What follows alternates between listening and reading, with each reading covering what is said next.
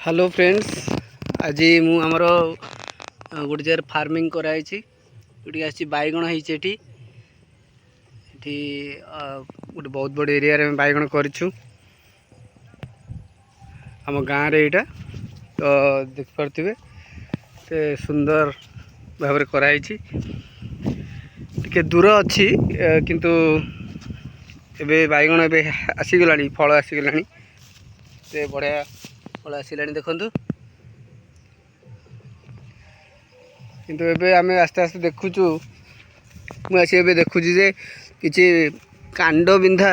पोक एबे लागिगला तो से मेडिसिन तुरंत एबे अप्लाई करूँ ना आम ये देखु एबे कांड बिंधा लागिगला पोक पोक देखिपे आपण मैंने सजेस्ट करूँ कौ मेडिसिन ये पड़ो कौ मेडिसिन पड़ पार तो ये गोटे मेजर प्रॉब्लम विशेषकर बैगण चाष तो आम ये भी देखिपे आपण मैंने देखिपे ये कमी लगिगला तो ये आम तुरंत तार जो अच्छी मेडिसिन अच्छी आम अप्लाई करूँ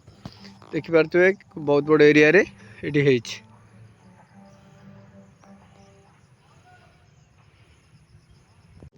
ये आउ गोटे प्याच रे आम जह्नी चाष करूँ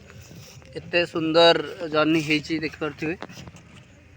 ये फूल पलि आसी जह्नी रे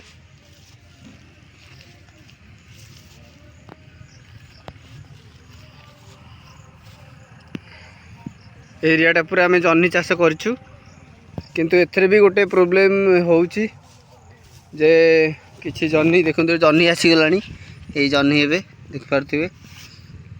जह्नी छोट छोट जह्नी होती आज भी किसी जह्नी आम हार्वेस्ट करूँ पाखापाखि 10 ରୁ 12 केजी जह्नी आज आम हार्वेस्ट करूँ ये देखो बड़ बड़ टे साइज जह्नी आसीगला किंतु एठरे गोटे प्रॉब्लम होची जेहेतु ये तले रोची तले मड़ा होती से किसी जह्नी पचि जाऊँ तेणु पानी लगे द्वारा जह्नीटा पचि जाऊँ तेणु नेक्स्ट टाइम आम